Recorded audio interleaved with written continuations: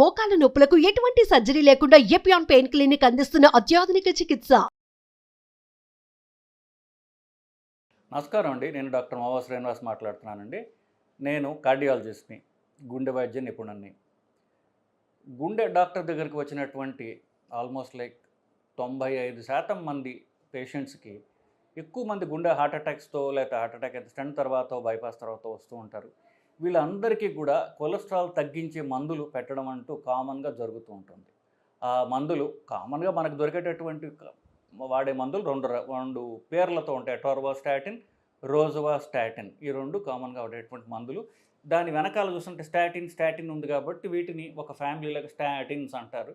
But మనం ఇచ్చేటటువంటి atorvastatin, రోజువాస్టాటిన్, ఇంకొక 2 మందులు ఉన్నాయి. అవి అంత ఎక్కువగా వాడనటువంటి మందులు అవి కొన్ని ఉన్నాయి. వాటిని ఎజిటమైబ్ అంటారు, బెంపిడోయిక్ యాసిడ్ అని కూడా అంటారు. ప్రావాస్టాటిన్ అని 3వ స్టాటిన్ ఉంది, అది కూడా ఎక్కువగా వాడరు. అటోర్వాస్టాటిన్ అనేది చాలా కామన్గా వాడతారు.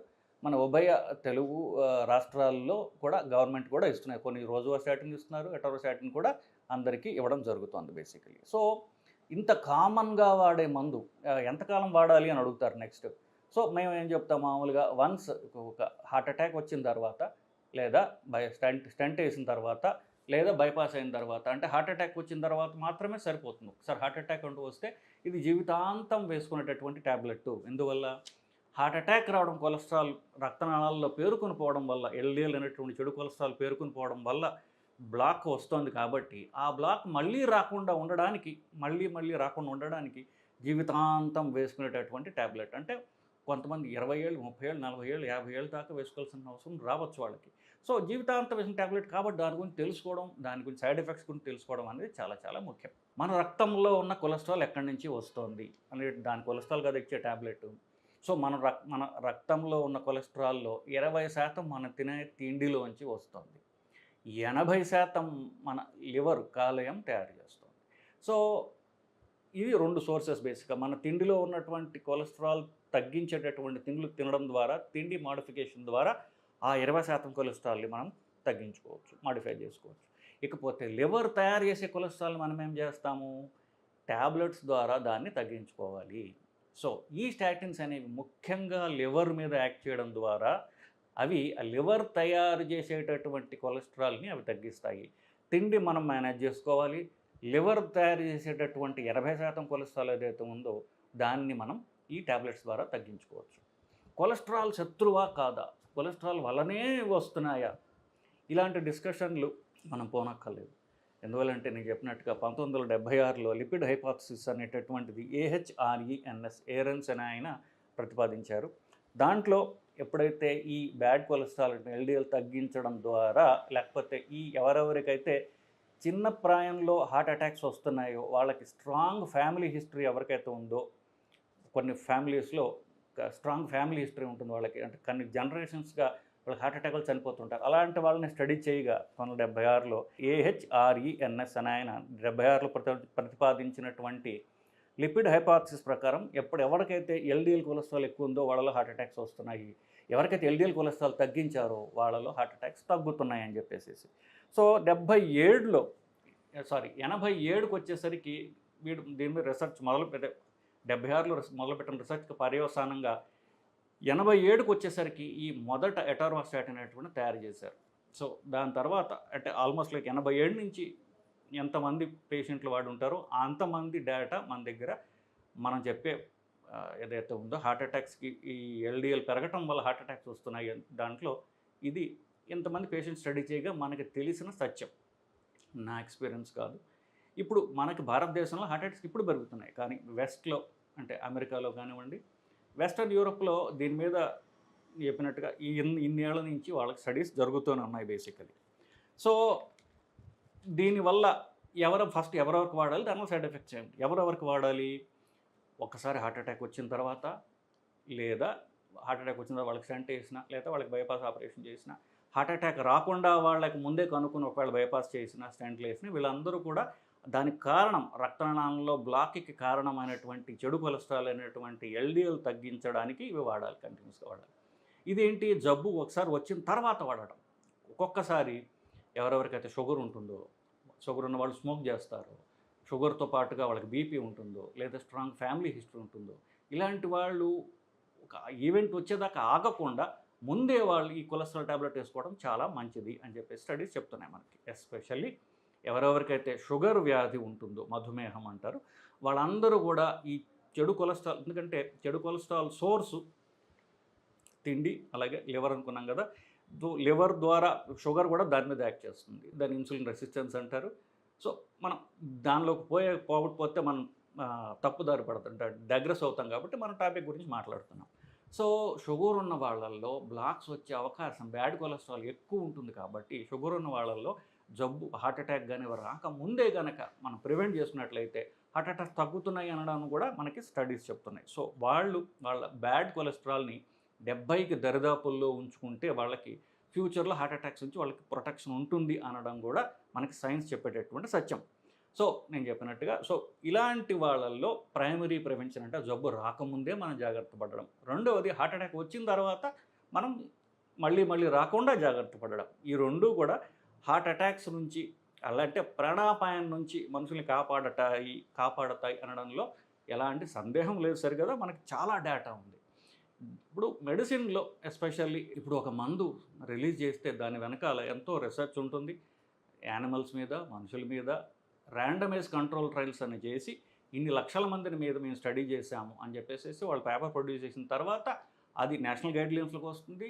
అంటే మన ఒక ఈ దేశానికి సంబంధించినటువంటి డాక్టర్స్ బాడీ ఏదైతే ఉంటుందో వాళ్ళు స్టడీ చేసి ఆ గైడ్లైన్స్ని ఆ దేశానికి అనుగుణంగా వాళ్ళు అడాప్ట్ చేస్తారు.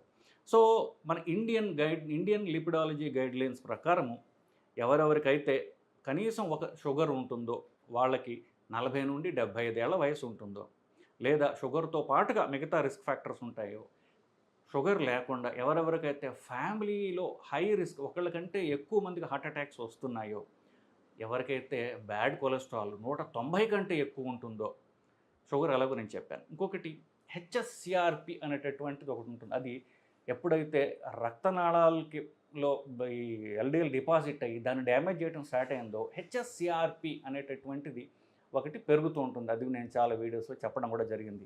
హెచ్ఎస్సిఆర్పి 2 కంటే దాటుతుందో, ఈ కండిషన్స్ ఉన్న వాళ్ళకి హార్ట్ అటాక్ రాకపోయినా కూడా ముందస్తు జాగ్రత్తగా ఈ స్టాటిన్ అనేటువంటి ట్యాబ్లెట్ వాడుకోవాలి అని ఇండియన్ లిపిడాలజీ గైడ్లైన్స్ మనకి చెప్తున్నాయి. సో వీళ్ళలో మనం ఎల్డిఎల్ అనేటటువంటి బ్యాడ్ కొలెస్ట్రాల్ 70 దాకా తీసుకొస్తే ఫ్యూచర్లో వాళ్ళకి బ్లాక్స్ రాకుండా ఉంటాయి. అంత టార్గెట్ మనం రీచ్ అయ్యామా లేదా అని ప్రతి 6 నెలలకు ఒకసారి వాళ్ళు పరీక్ష చేయించుకోవడం అనేది అవసరం. సో 18 ఏళ్ళు వయసు దాటిన వాళ్ళందరూ కూడా ఈ పరీక్షలు చేయించుకోవాలని మనకి గైడ్లైన్స్ చెప్తున్నాయి. సరే, ఇప్పుడు 18 ఏళ్ళు అంటున్నాము, వాళ్ళకి 40కో 50కో హార్ట్ అటాక్ రావచ్చు. సో ఇంకొక 40-50 ఏళ్ళు ట్యాబ్లెట్ వేసుకోవాలి, కనీసం 30-35 ఏళ్ళు ట్యాబ్లెట్ ఇంతకాలం మరి ఒక ట్యాబ్లెట్ వేసుకుంటే నాకు సైడ్ ఎఫెక్ట్స్ రావా? సో అనేటటువంటిది చాలామందికి వచ్చేటటువంటి సందేహం, వ్యాలిడ్ సందేహం, నేను కాదంటాను. ఎందుకంటే ఒక ట్యాబ్లెట్ ఎంత ఎక్కువ కాలం వేసుకుంటే దాని సేఫ్టీ ఏంటో మనకి తెలియాలి, దానిలో తప్పనిసరిగా తెలియాలి. సో దీని సైడ్ ఎఫెక్ట్స్ ఏమిటి, దీని ఎఫెక్ట్ ఏమిటి? ఫస్ట్ ఎఫెక్ట్ తెలిస్తే సైడ్ ఎఫెక్ట్ తెలుస్తుంది. దాని ఎఫెక్ట్ ఏమిటి? కొలెస్ట్రాల్ని తగ్గించడం ద్వారా మనకి హార్ట్ అటాక్స్ నుంచి, ప్రాణాపాయం నుంచి మనల్ని కాపాడుతోంది. అది రక్తనాళాలు, గుండె రక్తనాళాలు అయితే హార్ట్ అటాక్, మెదడుకు పోయేటటువంటి రక్తనాళాలు అయితే పెరాలిటిక్ అటాక్, కాలికి పోయే రక్తనాళాలు అయితే కాలు యాంప్యుటేషన్, కాలు తీసేయకుండా కాపాడడం షుగర్ ఉన్న వాళ్ళల్లో.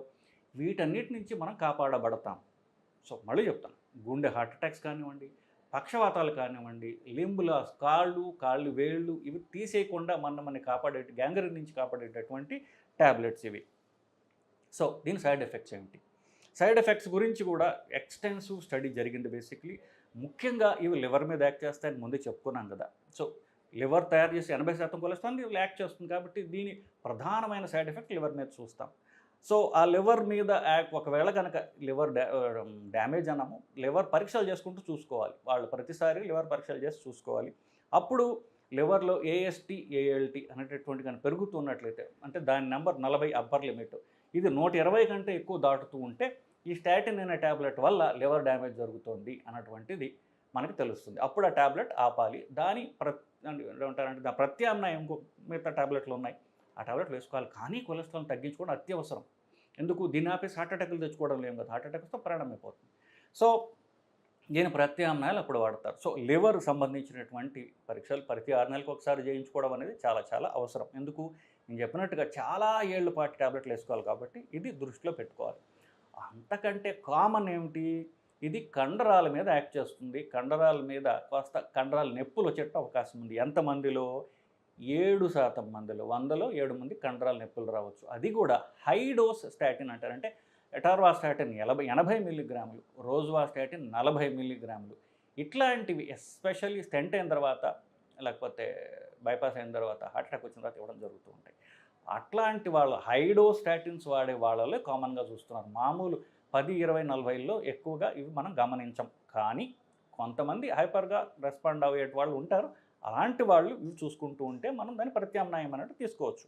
సో కండరాల నొప్పులు 7% మందిలో ఉంటాయి. లివర్ సంబంధించినటువంటి ప్రాబ్లమ్స్ ఉండొచ్చు.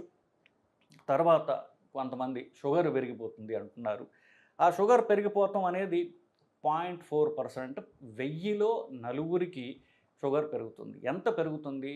5 నుండి 10%. అంటే 100లో 5 మిల్లీగ్రామ్ షుగర్ పెరగచ్చు. దానికి ముందు మీ షుగర్ ఎంత ఉంది అనేటటువంటి మీ దగ్గర డేటా ఉండాలి. దాని నుండి 5 పెరుగుతుంది కొంతమందిలో. కానీ 5% నుండి 10% షుగర్ పెరగటం ఈజ్ బ్యాలెన్స్డ్ అగెయిన్స్ట్ 50 నుండి 60% ఎల్డిఎల్ తగ్గిస్తుంది. కాబట్టి ఇప్పుడు కాస్త కండరాల నొప్పులు వచ్చినా 5%, 10% షుగర్ పెరిగినా మీరు ట్యాబ్లెట్ తగ్గించవద్దు సరికదా. ఆ లోకల్ ప్రాబ్లమ్స్ మీరు ట్రీట్ చేసుకుని ఈ కొలెస్ట్రాల్ కంటిన్యూ చేసుకోండి అనేటటువంటిది మనకి ఇంటర్నేషనల్ గైడ్లైన్స్ నుంచి ఎక్స్పర్ట్స్ ఇచ్చినటువంటి మనకి సలహా. ఇవి ముఖ్యంగా ఇవి. ఒకవేళ ఇలాంటి ప్రాబ్లమ్స్ వచ్చినట్లయితే మీరు డాక్టర్ని పోతే వాళ్ళు పరీక్షలు చేసి నిజంగా ఈ ప్రాబ్లం ఉందా లేదా వాళ్ళు నిర్ధారిస్తారు.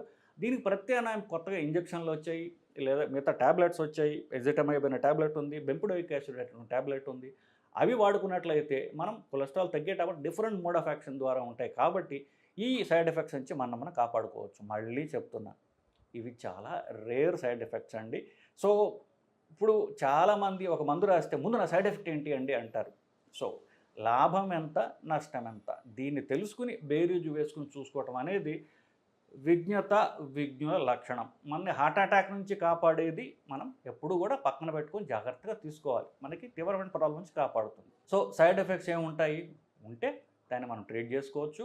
మనకి ఆ రెండింటిని బ్యాలెన్స్ చేసుకుంటూ మనకి బెనిఫిట్ ఎక్కువ, సైడ్ ఎఫెక్ట్స్ తక్కువ ఉండేట్టుగా బ్యాలెన్స్ చేసుకుంటూ తీసుకెళ్ళాలి తప్ప టాబ్లెట్స్ ఆపేయడం అంటూ జరిగితే తీవ్రమైన పరిణామాలు ఎదుర్కొనేటటువంటి రిస్క్లో మిమ్మల్ని మీరు పెట్టుకున్న వాళ్ళు అవుతారు. సో ఈ ఎటార్వాస్టాటిన్, రోజువాస్టాటిన్ అంటే ట్యాబ్లెట్లు ఎందుకు వాడతాం, దాని ఇండికేషన్స్ ఏమిటి, దాని సైడ్ ఎఫెక్ట్స్ ఏమిటి, ఇట్లాంటివన్నీ కూడా మీకు నేను చెప్పాను.